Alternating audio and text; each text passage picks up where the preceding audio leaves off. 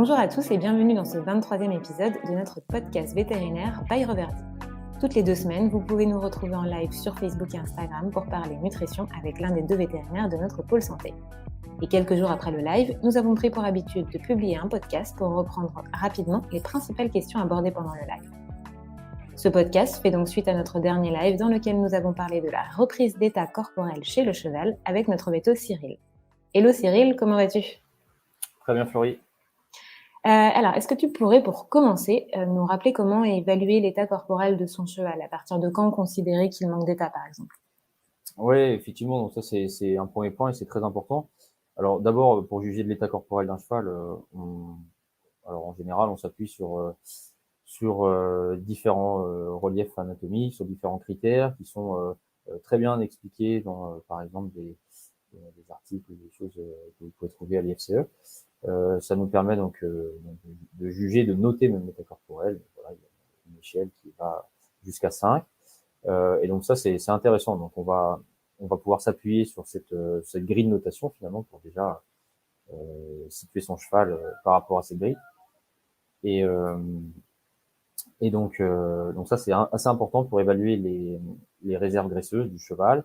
Donc il y a différents endroits, les côtes bien sûr en premier lieu, ça c'est assez intéressant puisqu'on peut rapidement voir si un cheval perd ou gagne de l'état en regardant la zone des côtes et aussi en palpant la zone des côtes, parce que c'est important d'associer la palpation et bien à l'inspection visuelle.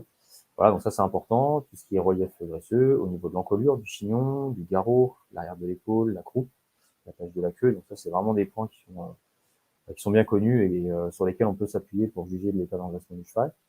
Et puis ensuite, il y a d'autres paramètres qui rentrent aussi dans l'état du cheval. Donc il y a la musculature. On va essayer d'évaluer les reliefs musculaires du cheval au niveau du dos, ça on le voit assez bien. C'est d'ailleurs souvent associé à la sangle abdominale, donc au ventre. Les chevaux ventrus ne sont pas des chevaux gras. Il ne faut pas confondre le cheval gros et le cheval gras. Un cheval qui a du ventre peut aussi être un cheval qui n'a pas suffisamment de musculature abdominale, et donc a les abdominaux distendus. Ça, c'est C'est pas important qu'il a aussi. du gras, c'est que le ventre tombe, en fait. C'est ça. En tout cas, Okay. alors on peut avoir un cheval qui a un volume abdominal important puisqu'il a en plus de fibres non digestes et d'eau et de gras potentiellement au niveau abdominal une quantité de gras importante, mais c'est clair que très souvent on a des dos qui sont insuffisants, qui sont amyotrophiés, donc qui n'ont pas assez de muscles.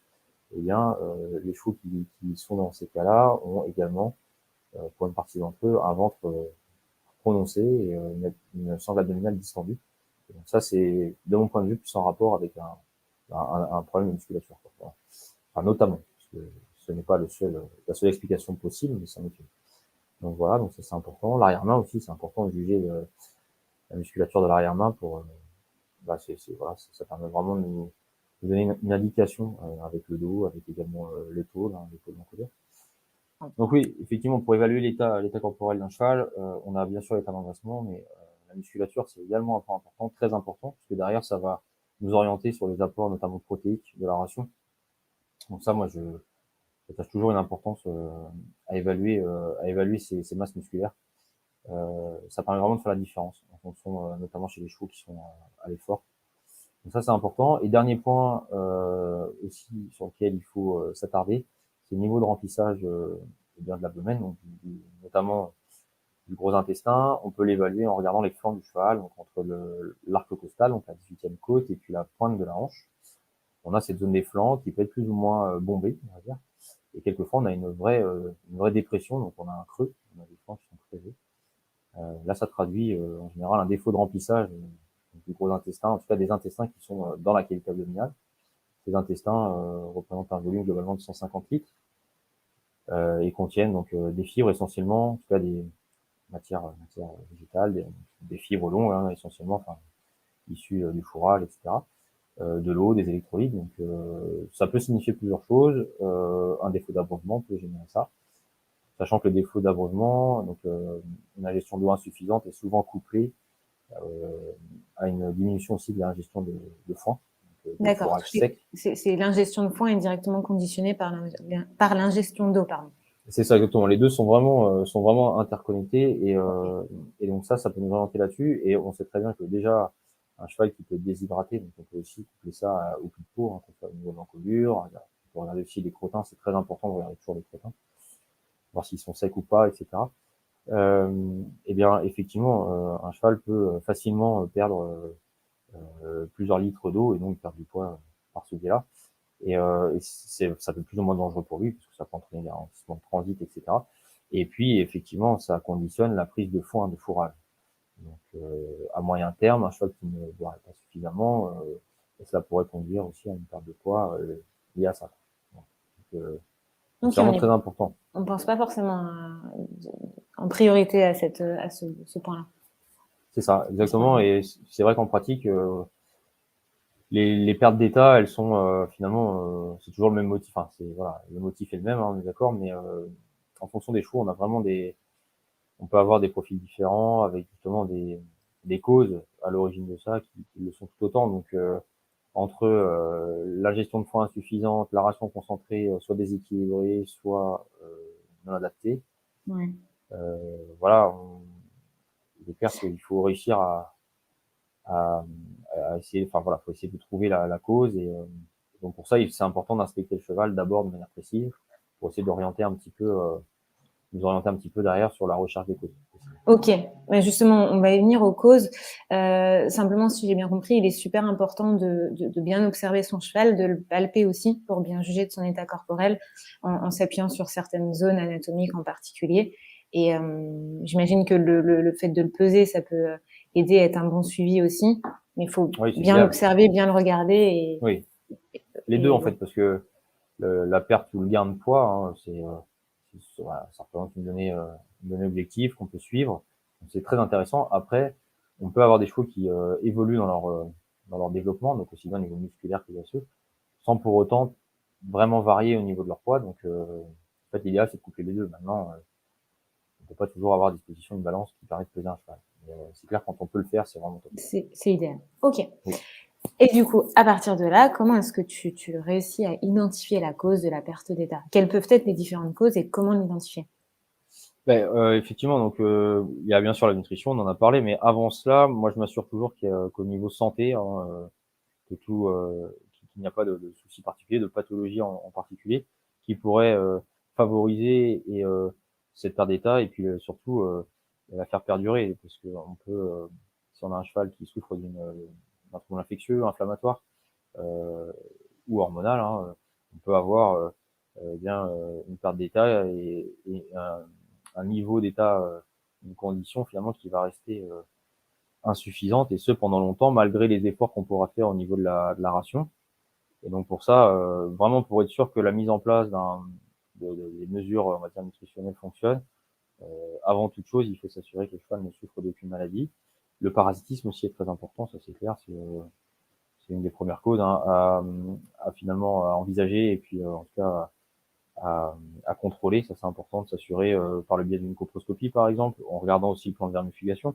Et ça c'est le vétérinaire traitant qui sera le mieux à même d'évaluer tout ça. Ouais. Il est Et clair nous que accompagner. exactement. Mais il est clair que le parasitisme reste une cause importante de perte d'état. Voilà. Donc ça c'est important de s'assurer que le cheval n'émarge pas de parasites qui se reproduisent et excrètent des œufs dans les crottins, etc. Ça c'est vraiment quelque chose sur lequel il faut être très très vigilant, d'autant plus qu'on a finalement de plus en plus de résistance. Ouais, C'est pas parce qu'on a fait voilà. j'avais parce que tu insistes souvent là-dessus. C'est pas parce que le cheval a été vermifugé qu'il y a forcément plus aucun parasite. Donc c'est important Exactement. de vérifier ça Ouais, avec une coproscopie. exactement. Ok. Donc Ça ensuite, c'est est-ce pour qu'il les y a... causes Ouais, santé. Tout ce qui ouais, concerne la ouais. santé, c'est vraiment important Donc de faire s'assurer que le bien un cheval, bilan ouais, bilan de avec santé de son vétérinaire, véto. Voilà, un bilan c'est santé. important. Les dents également, hein. Parasitisme, c'est ce que j'allais te demander, les dents aussi. Ouais, exactement. Un table dentaire, ça c'est vraiment très très important de s'assurer qu'il y ait aucun souci, pas de trouble de la mastication, pas de, ça peut, voilà, la croissance des dents étant enfin constante et continue chez le cheval, on a une usure qui n'est pas toujours régulière et qui peut générer ce qu'on appelle des surdents, des croissances, qui Ouais. peuvent blesser soit la face interne de la joue, soit la langue. Hein. On peut avoir des ulcères très importants, j'en ai vu, de la langue à cause de molaires ou autres, eh bien, qui peuvent blesser la langue. Donc ça, c'est important de s'assurer qu'il il n'y a pas de souci au niveau de la mastication, ça c'est vraiment très très important. Voilà, Ok. et une fois qu'on a fait tout ça, eh bien on arrive à la nutrition. Donc, Nutrition. voilà. Et donc dans la nutrition, on a en un, on a le fourrage. Le fourrage, avant tout, comme d'habitude, on s'assure de la qualité, de la quantité ingérée. Donc l'idée étant d'essayer d'évaluer ce que le cheval va manger dans la journée. Et donc pour ça, il faut que le foin soit appétant, bien sûr. C'est Donc ça pas c'est parce vraiment qu'il en a à important. volonté qu'il va forcément C'est ça. suffisamment manger. Exactement. C'est pas parce qu'il en a à volonté qu'il va suffisamment manger. C'est pas parce qu'il en a étalé partout dans son box qu'il en a plein. Justement, ça peut vouloir dire aussi que le foin n'est pas assez appétant pour lui et que du coup il l'éparpille pour essayer de trouver les quelques Il le brins qui lui trie. plaisent. Oui. Voilà, exactement. Donc ça c'est vraiment important de maximiser l'ingestion de la ration de fourrage. Ça peut être du foin sec, ça peut être de l'enrobé sec. Voilà. Et donc ça c'est vraiment la première chose euh, vraiment à mettre en place et à vérifier parce qu'autrement on s'expose derrière potentiellement à des déséquilibres, notamment si le cheval ne mange pas assez de foin, eh bien on sera tenté bien sûr pour faire prendre du poids à son cheval, on sera tenté d'augmenter la ration concentrée. Et en augmentant la ration concentrée, en voulant trop bien faire, on va dépasser les capacités de digestion eh bien, du cheval, notamment concernant les glucides, donc l'amidon, etc. Et là, on peut se retrouver avec des problèmes de troubles fermentaires au niveau du gros intestin, etc., hein, qui peuvent entraîner donc une perte de poids, renforcer finalement, aggraver la perte de poids et puis entraîner potentiellement de la diarrhée, des coliques, etc. Donc c'est vraiment, avant toute chose, s'assurer de la bonne qualité du foin, s'assurer que le cheval en mange suffisamment, c'est-à-dire 8 à 10 kilos par jour au minimum. Ouais, d'accord. Voilà. Et puis une fois qu'on a fait ça, Le foin, l'eau aussi, l'eau, le sel quand même. l'eau, bien sûr, ouais, Ouais. foin au sel, ça c'est vraiment les La trois pyramide. indispensables, exactement. Un cheval au repos devrait, tous les chevaux au repos devraient avoir ces trois éléments dans leur box paddock, ça c'est vraiment important. À Euh, disposition en voilà. permanence. L'idée étant de les maintenir, ça permet de les maintenir en vie, de prévenir les coliques et de les maintenir en état quand ils sont en repos. Un cheval Ok. peut se maintenir et se maintient en état, en théorie, quand il est en bonne santé, et voilà, en ingérant que du foin, quand il est en repos, il n'y a aucun problème pour ça. Ok. Donc voilà. Et puis ensuite, bah, forcément, le foin, quand on veut faire reprendre de l'état un cheval, donc on peut se donner, après on peut se donner un objectif, hein, ça peut être 1 kilo par jour, ça peut être 500 grammes par jour. En moyenne, si on part de très loin, entre guillemets, avec une ration qui était vraiment très faible, en mettant une ration optimale, en fractionnant les repas, on peut arriver à faire reprendre 1 kilo par jour au cheval sans problème. Ça fait 30 kilos par mois, Ok, donc c'est ouais. un demi-point de notre d'état corporel sur 5. Enfin, Ouais. voilà. D'accord. Là, Donc ça commence à se voir. ça commence à se voir effectivement, mais il faut bien un mois hein, pour le voir parce que une demi-note d'état, voilà, ça met tout ce temps, ça met presque un mois, donc visuellement et même à la palpation, donc il faut vraiment être très très précis et suivre son cheval de près pour eh bien pour s'en rendre compte. C'est vrai que pour ça le suivi du poids est plus précis et permet de savoir un peu plus vite, même s'il faut pas peser son cheval tous les 2 jours, hein, on aura des biais liés au crottin, liés au fait qu'il ait mangé ou pas avant, etc. Peut-être qu'il ait bu beaucoup ou uriné ou pas. La peser c'est bien, mais il faut pas le faire de manière trop rapprochée non plus. Déjà une fois tous les 15 jours, c'est très bien. Et ça D'accord. permet déjà de voir si eh bien les mesures mises en place permettent de faire évoluer le poids du cheval dans le bon sens. Voilà. D'accord. Ça c'est important. Donc après on met en place la ration concentrée. Pour ça, bah déjà on regarde d'où on part, quelle est la ration en place. On regarde un petit peu ce qu'on peut faire en termes de nombre de repas, ça c'est important, parce que plus on fractionne, mieux la ration sera valorisée. Et pour certains nutriments, notamment les glucides, on va raisonner les apports en fonction, enfin, on va ouais, par repas. Donc plus on aura de repas, finalement, plus on aura de marge de manœuvre concernant les apports. Et pour D'accord. ça, il Il faut y a essayer, plein de faut petits le repas. définir.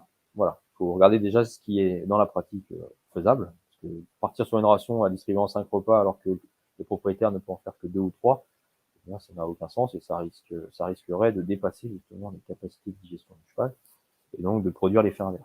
Ça, c'est surtout Ok. pas ce qu'on recherche, donc on détermine ça. Et puis après, bon, voilà, on choisit un aliment. Alors on peut le faire, si on a un petit peu de temps, dans tous les cas, il faut toujours être patient, il faut se laisser 2 mois, mais on peut partir sur un aliment adulte. Si la quantité était faible, et on augmente déjà la quantité, on peut augmenter le nombre de repas.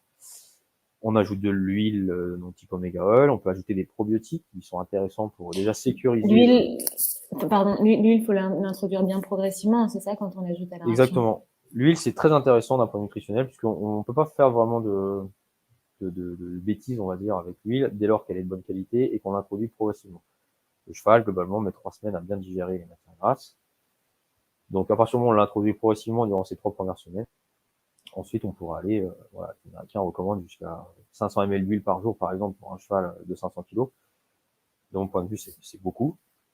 Mais on peut aller sans problème à 150, 200 ml, 250 ml même par jour, en fractionnant sur 2-3 repas. Voilà. Et puis derrière, c'est intéressant, ça apporte de l'énergie, une énergie qui est, comme vous le disiez, qui est plutôt safe, donc qui ne risque pas de générer des troubles au niveau de l'estomac, au contraire, au niveau même au niveau hépatique, au niveau du gros intestin, c'est plutôt voilà. Dès lors que les matières grasses sont de bonne qualité, je l'entends souvent, il n'y a pas de risque de surcharger le foie, de faire un foie gras dès lors que l'huile est une bonne huile, riche en acides gras essentiels, etc. Au contraire même, ça a plutôt tendance à faciliter justement et à améliorer le fonctionnement hépatique, donc c'est plutôt bien. Voilà, donc ça c'est vraiment un super allié quand on a besoin de faire reprendre du poids à un cheval, un petit peu comme les probiotiques et les postbiotiques qui sont contenus dans le flore. Oui, du coup, je t'ai coupé. Après l'huile, t'étais passé aux probiotiques et aux Voilà, postbiotiques. et alors pour les probiotiques, ce sont des micro-organismes vivants qui vont reprendre vie finalement dans le tube digestif du cheval, ils ne le colonisent pas, c'est pour ça qu'il faut en apporter tous les jours. Par contre, le fait de fonctionner en fait va permettre de modifier quelque peu les conditions eh bien environnementales de pH, etc. du milieu, et donc favoriser la flore qu'on appelle positive qui digère les fibres, donc la bonne flore intestinale. Ça va soutenir cette flore intestinale.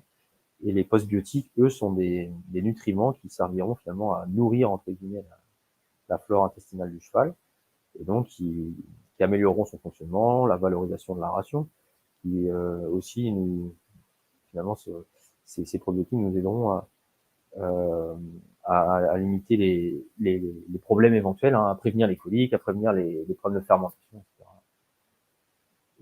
Et voilà, donc ça c'est plutôt très intéressant, en plus du fourrage et de la ration concentrée, c'est deux suppléments sur lesquels nous on compte en général Ouais. et qu'on conseille.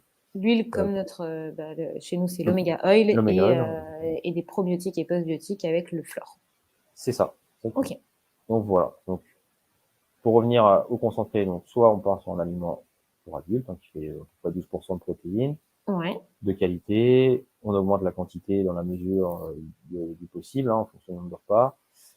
Là Euh, aussi, enfin, on en a déjà parlé à plusieurs reprises, mais j'imagine que la qualité de la protéine va énormément jouer. ouais, fondamental chez cheval, et effectivement. Chez nous, c'est vrai que la protéine de soja français, enfin, de mon point de vue, c'est une super protéine, enfin, en tout cas, qui est bien pour les acides aminés, notamment en lysine. D'accord, ok. Si après le cheval est déjà sur une ration donc d'un aliment pour chevaux adultes et que cela ne suffit pas, que la quantité est également déjà assez importante, eh bien on a donc une autre solution. Bien sûr, on peut augmenter les matières grasses encore un petit peu via l'ajout d'huile pour renforcer les apports énergétiques. Et puis en plus de ça, on associe des protéines, en tout cas des apports protéiques supplémentaires. Il y a deux façons de le faire, soit en ajoutant du mieux, soit en remplaçant l'aliment adulte par un aliment type aliment breeding, donc aliment élevage renforcé en protéines, et 16% de protéines sur une base soja français.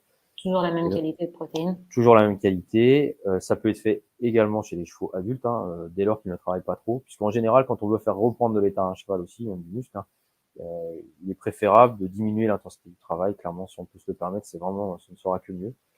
Et l'autre chose, c'est que de mon point de vue, quand on apporte vraiment des quantités importantes de protéines et que le cheval est en plein entraînement, moi personnellement, je trouve qu'il ne les valorise pas.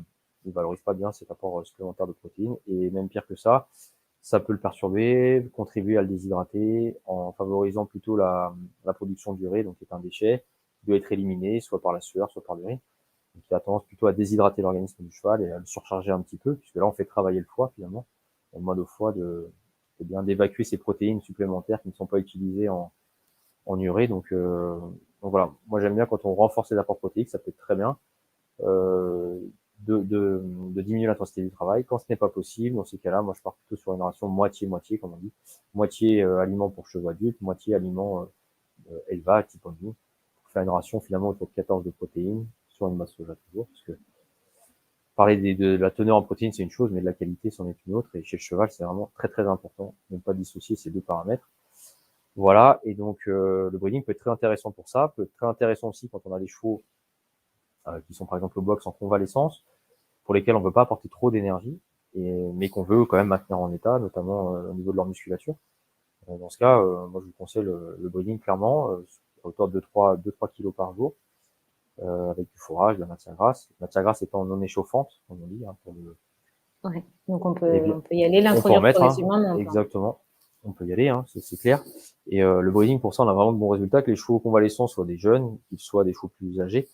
En plus, on est sur une base orge en termes de glucides, qui est une céréale qui n'est pas très très digeste, en tout cas qui ne présente pas un index glycémique très élevé par rapport, je parle de l'amidon, hein, qui est dans l'orge, par rapport à de l'amidon par exemple d'avoine, à des flocons, etc. Donc en termes d'excitabilité, de nervosité pour le cheval, en général, on arrive vraiment à s'en sortir correctement dès lors qu'il a du foin aussi à disposition dans un filet pour tuer l'ennui aussi, hein, parce qu'un cheval au box, avant tout, il s'ennuie quand même. Voilà, donc ça c'est important, avec un seau d'eau, etc., pour prévenir les troubles d'hydratation et compagnie. Et ça c'est très intéressant pour ça. Également chez les vieux chevaux, ça peut être intéressant, puisque le vieux cheval a tendance, j'allais y venir en vieux. voilà, il a tendance à avoir finalement un déséquilibre entre la production et la dégradation de ses muscles. Donc clairement, typiquement en entrée d'hiver, sur des vieux chevaux en bonne santé, faut pas hésiter à leur mettre du breeding, 3-4 litres par jour, un peu plus.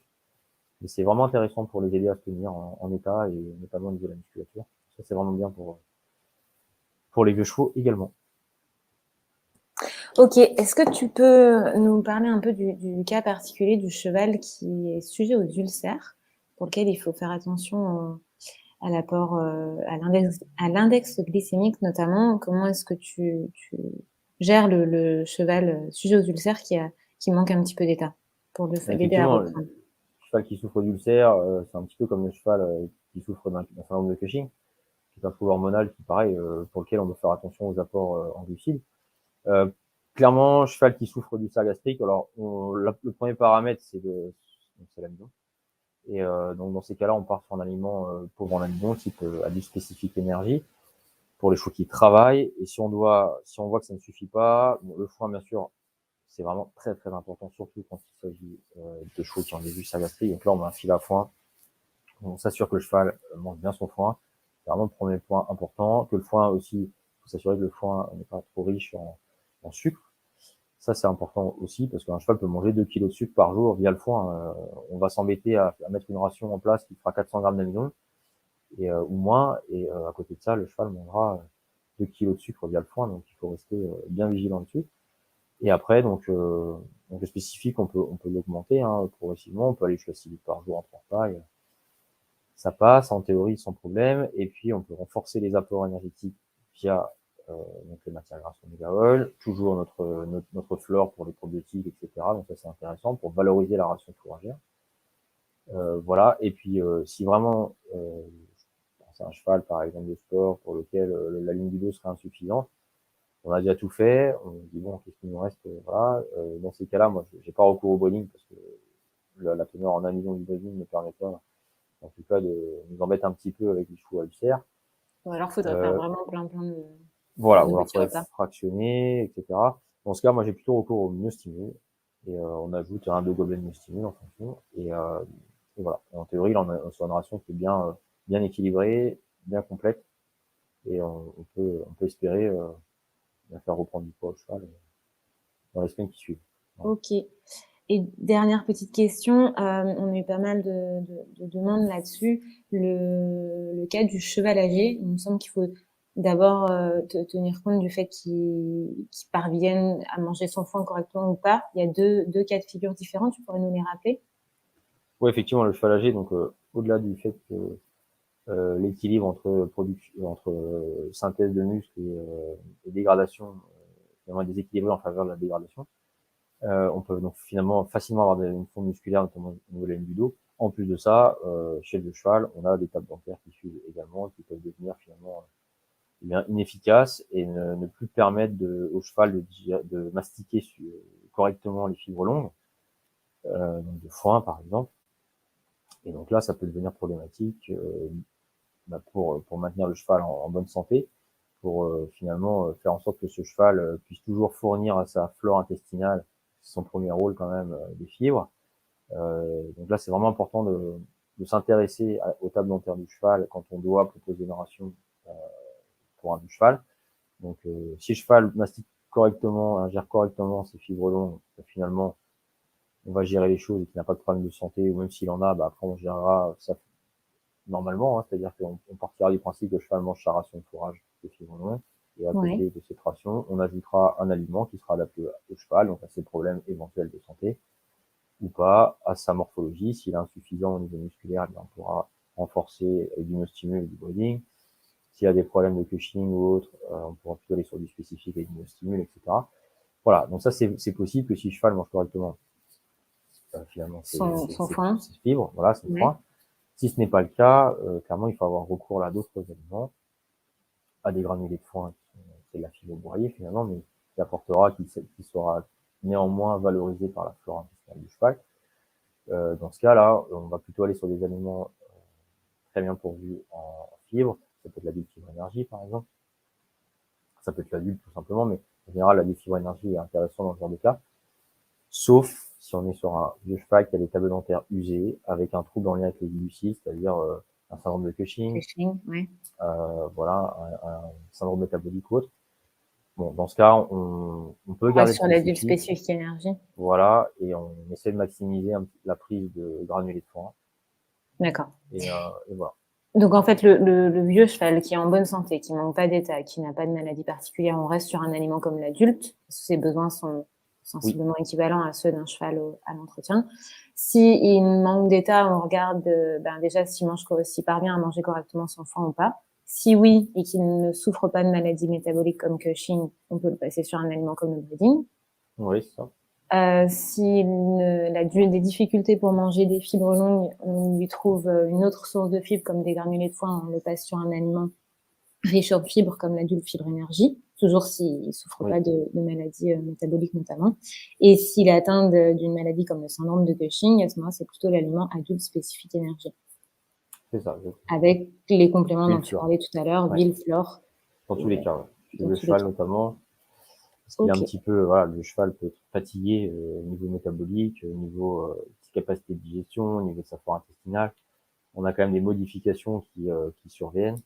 Et voilà, donc il faut prendre en compte tous ces paramètres, surtout évaluer le cheval, évaluer son état, évaluer ses crottins. Toujours très important quand on met en place des régimes comme ça un petit peu poussés, de s'assurer que les crottins restent finalement normaux, c'est-à-dire une consistance normale, une couleur normale, une odeur normale aussi, et une humidité, en tout cas, mais oui, une humidité normale, en tout cas des crottins qui restent, on va dire, brillants, bien hydratés, bien imprégnés d'eau. Ça, c'est important. Dans le cas contraire, il faut vraiment remettre en question ce qu'on a fait, ce qu'on a mis en place, etc., et regarder ce qui va pas pour corriger, quoi. Parce que ça peut potentiellement, sur des chevaux, sur des cas un peu compliqués, chez des vieux chevaux ou autres, ça peut quelquefois avoir des conséquences non négligeables. Donc non, c'est important de s'assurer que les crottins restent bien durant toute la phase de reprise de poids. C'est vraiment important. Toujours observer et bien observer. C'est ça exactement, ce qui rentre, ce qui sort. Merci Thierry. Est-ce que tu as quelque chose à ajouter? Eh bien non, je pense qu'on a balayé assez large. Je pense, alors je crois pas avoir oublié de choses importantes. Bon, je crois que c'est pas mal. Bien regarder son cheval, bien savoir savoir ce qu'on fait, c'est très important. Y procéder par méthode, progressivement. Ouais, se laisser le temps de faire les choses correctement. Se laisser le temps, contrôler la bonne évolution, s'assurer que tout se déroule comme prévu. Ça peut arriver aussi quelquefois. Et bien tenir compte des éventuelles pathologies dont souffre le cheval, si c'est un cheval sujet aux ulcères ou qui souffre d'une maladie métabolique ou autre, et adapter du coup en fonction de la ration pour c'est ça. Pas hésiter à faire réévaluer. Ouais. Exactement. Pas hésiter à faire réévaluer par son vétérinaire si voilà. Pour aussi, c'est bien d'avoir une personne extérieure. Ça peut être le vétérinaire traitant, ça peut être quelqu'un d'autre qui voit pas, qui voit le cheval tous les jours, mais qui le voit une fois par mois, une fois tous les 2 mois. Oui, parce que nous, en le voyant tous les jours, Ouais, les photos, ça aide bien. Ouais, une photo, c'est OK, intéressant, les avant-après, etc. Ouais, OK. Mais écoute, merci beaucoup Cyril. bah, de Merci à rien. tous d'avoir, suivi ce nouvel épisode. On espère qu'il vous a plu et puis on vous donne rendez-vous très bientôt. Salut Ça Cyril. marche. Salut Florie, à plus.